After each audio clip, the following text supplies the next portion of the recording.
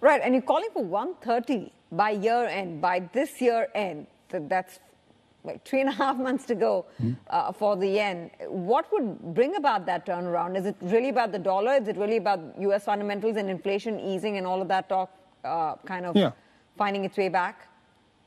So our strong belief is that the market is a little bit too optimistic about the global economy. So U.S. economy is likely to enter recession in the next quarter. And we also think that the European economy is now already in a recession. So ECB downgraded its growth forecast for next year to 0.9%. But they still believe that the Euro area economy can maintain a positive growth, which is too optimistic to us. So China economic momentum is likely to slow down going forward. So those recessionary scenario will work for Japanese yen against almost all currency pairs. And another important point is inflation is globally likely peaking at the moment.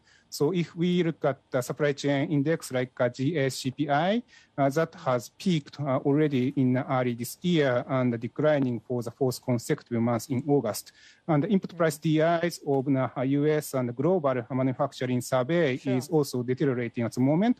And slowing down in inflation tend to be quite positive for Japanese yen because monetary policy divergence may not widen from here that much. And also, terms of trade of Japan is likely to improve going forward. So I think a big reversal in Japanese yen is likely over the next 3 to 6 months after short-term weakness. You're saying the Eurozone is already in a recession. And so what does that mean for the euro right now? Yeah, so I think ECB delivered a hawkish hike with a 70 base hike with suggestion of a further rate hikes into the next year. But I think a problem for euro is correlation between rate differential and the currency is now broken. This is because terms of trade is also deteriorating in euro area and the trade balance is also deteriorating.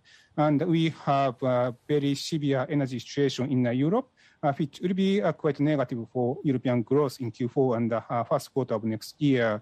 So I think this rebound in the euro, thanks to ECB hawkishness, will be quite short-lived. And I think we believe that the euro dollar is likely to still going to break parity pretty soon. And our end October target for euro dollar is actually 95. So we strongly believe that the euro dollar will record another recent low pretty soon.